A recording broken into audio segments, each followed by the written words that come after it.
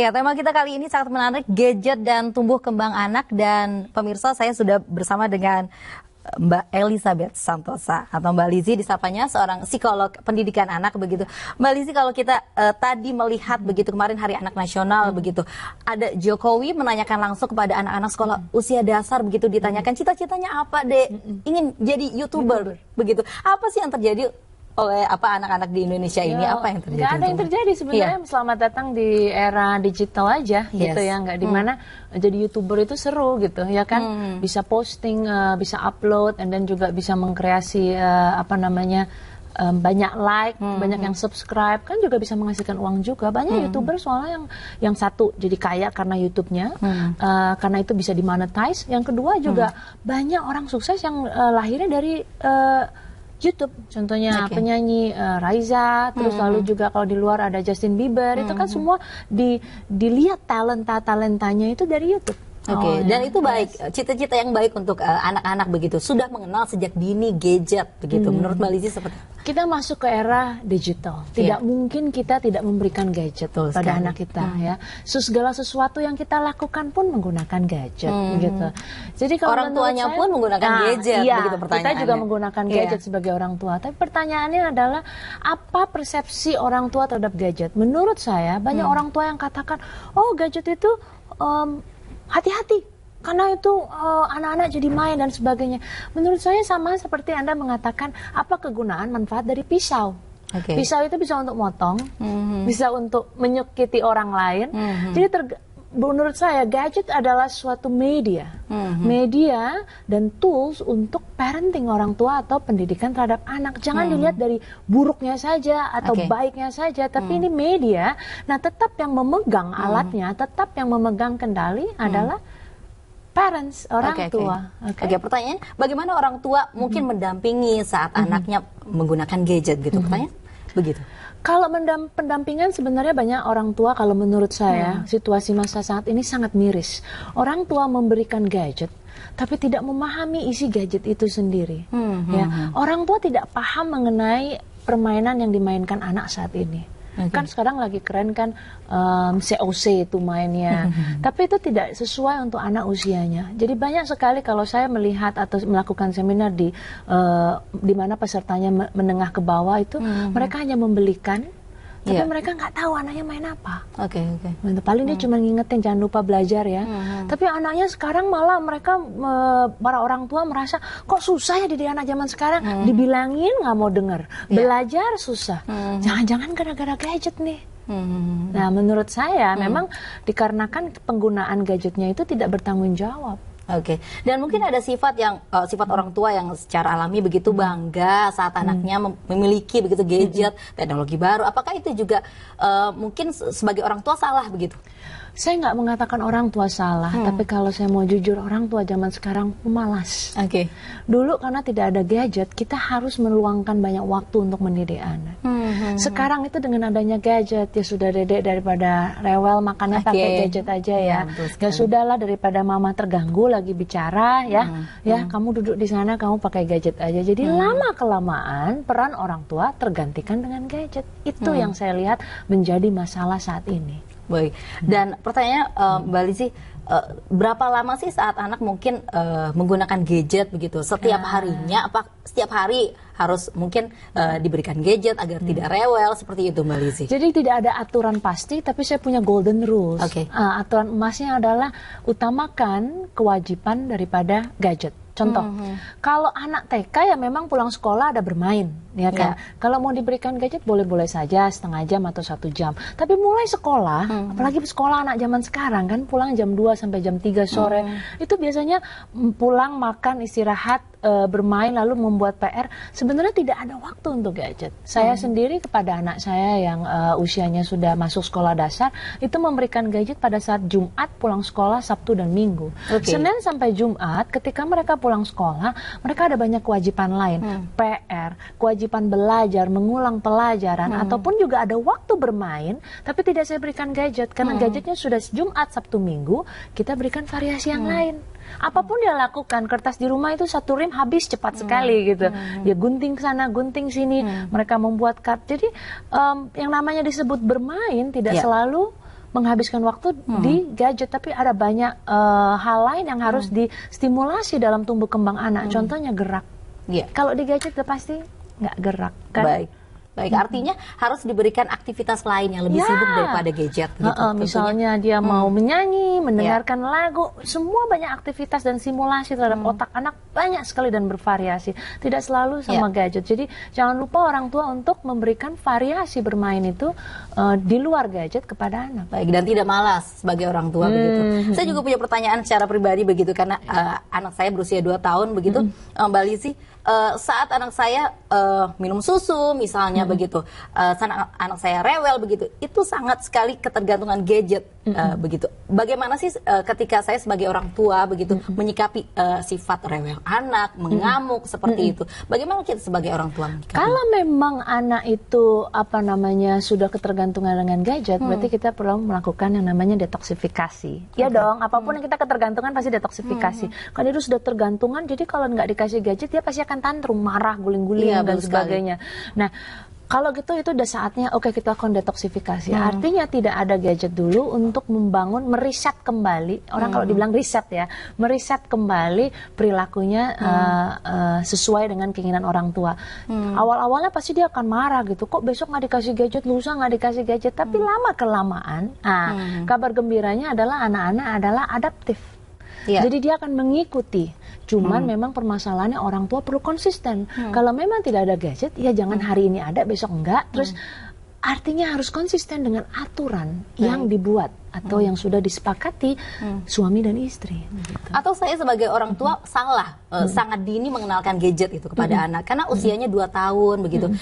Batas minimum gadget dikenalkan pada anak usia berapa sih? Nah ini masih perdebatan, perdebatan. Ada yang mengatakan masih sekecil mungkin tidak boleh. Menurut saya banyak hal-hal baik kok didapatkan, ya Kak. Anak saya melihat TV ataupun layar monitor kan sama ya, lihat gadget, lihat YouTube, dia belajar ilmu. Apa bedanya? Menurut saya sama saja, tapi kembali lagi peranannya itu loh, peranan dan persepsi orang tua terhadap pendidikan anak itu akan diatur oleh gadget atau kita orang tua yang mengaturnya. Baik, kita akan lanjutkan Mbak Lizzy perbincangan menarik ini usai jeda pemirsa, dan kami tunggu partisipasi Anda di segmen interaktif usai jeda. Ya. Pemirsa, dan kami juga undang partisipasi Anda di nomor telepon interaktif 021-3927-456. Dan sambil menunggu telepon interaktif dari Anda, saya masih bersama dengan Mbak Lizzy. Mbak Lizzy tadi sempat menyinggung peran orang tua sudah hampir tergantikan oleh gadget, sangat mengkhawatirkan Mbak Lizzy. Benar, bukan cuma sama gadget, sama hal yang lainnya juga gitu. Dan karena saya, selain melihat permasalahan tentang gadget, kita nggak ngomong gadget ya, tapi saya melihat secara makro gitu permasalahan-permasalahan anak ini sudah tergantikan juga. Contoh, supervisi orang tua sekarang sudah mulai melemah karena demografik berubah, artinya kedua orang tua ikut turut bekerja.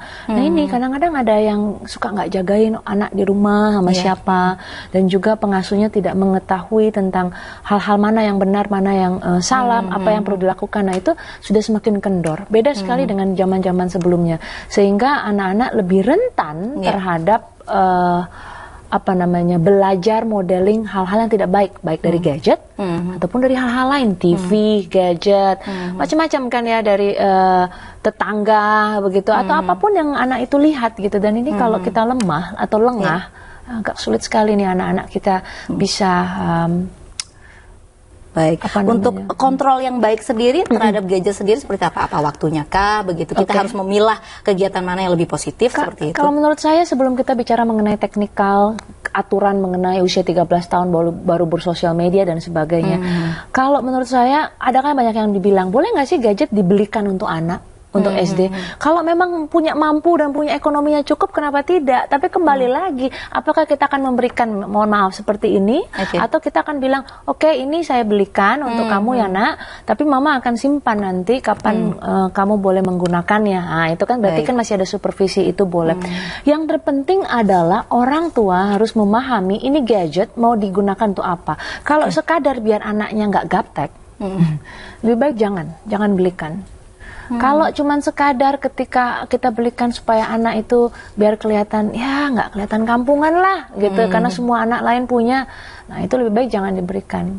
Pelajari dulu apa fitur-fitur dalam gadget, apa itu namanya parenting control, mau kasih gadget anak bisa nonton YouTube itu kan ada parenting control, parenting settingnya. Nah itu kalau orang tua belum bisa memahami ini sama saja Anda memberikan kayak ular atau kalajengking kepada anak gitu. Loh kenapa kok seperti itu Mbak Lizzie? Loh karena kalau tidak tahu fiturnya, tidak tahu proteksinya, anak menggunakannya secara bebas, anak kita terpapar dengan hal-hal yang tidak baik dan dampaknya bisa buruk nantinya. Contohnya game, itu game paling banyak. Atau bersosial media. Sosial media anaknya udah usia 15 tahun bisa, tapi kita bilang oh ya sudah boleh pakai Facebook, tapi kita nggak pernah diskusi. Dek, postingan apa yang boleh, postingan apa yang tidak boleh. Sudah banyak anak-anak remaja saat ini di atas 13 tahun tapi tidak bisa bertanggung jawab menjadi netizen yang baik. Dia membuli anak lain. Itu kan berapa banyak kita lihat. Dan kalau kita tanya ya, Dek, kok kamu kok bisa-bisanya memposting? Contoh kemarin persekusi kemarin, dikarenakan anak ini postingannya dianggap membuat mengganggu sekelompok masyarakat. Nah, ketika itu terjadi, waktu kita tanya, kenapa kamu lakukan itu? Dia jawabnya apa? Nggak tahu, nggak sadar. Kupikir itu lucu-lucuan, Kak. Hampir semua remaja yang saya tangani kasus-kasus bermasalah, ketika saya tanya, kok kamu posting ini, kok kamu bully ini, kok kamu capturing ini, dan kamu posting, mereka tidak tahu adanya etika dalam digital era ini, dalam as a citizen, kita tidak tahu kode-kode etiknya, apa yang boleh diposting, apa yang tidak boleh diposting, apa yang menyinggung dan tidak. Jadi ini menurut saya sangat miris sekali bahwa anak bangsa masuk ke dalam satu era digital tapi tidak ada pemahaman tentang ITE-nya itu sangat rendah sekali.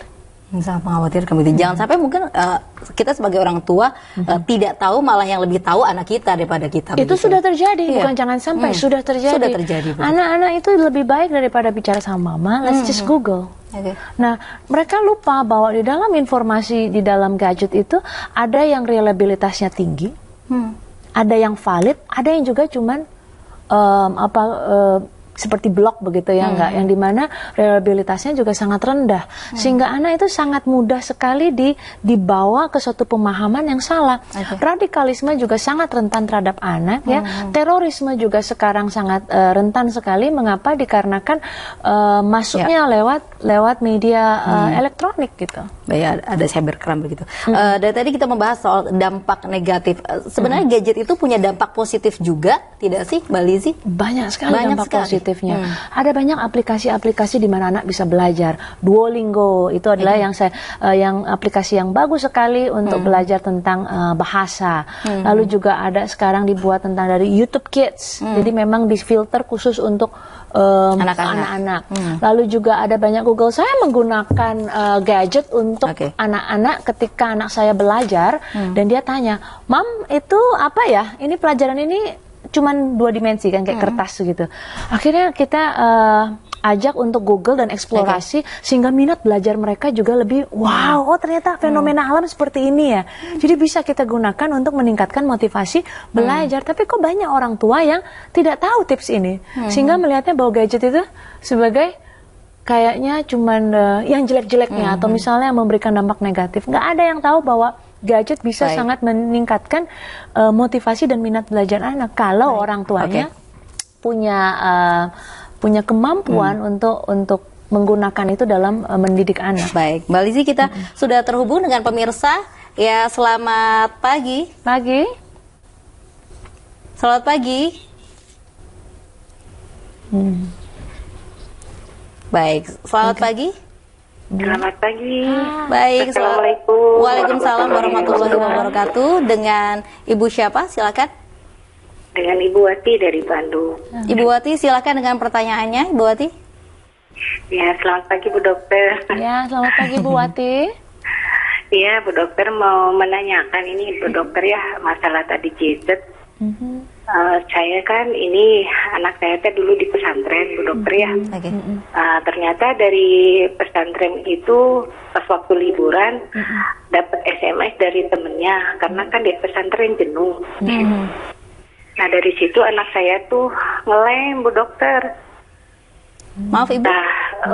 Ngelem. Untuk solusinya Bu Dokter, bagaimana? Saya takut anak saya keterusan gitu ya. Terus saya harus bagaimana apa ya kalau dibilang cara menasehatin anak supaya tidak terpengaruh. Usianya boleh tahu Ibu Wati sekitar berapa tahun usia anak Ibu? 14 tahun. 14 tahun. Oke. Ya, udah gitu aja mungkin Bu Dokter. Baik. Kami akan jawab pertanyaan Ibu Wati setelah jeda ya Ibu Wati ya. Oke, makasih. Saya tunggu. Assalamualaikum. Waalaikumsalam warahmatullahi wabarakatuh. Dan pemirsa, kita akan kembali usai jeda berikut ini.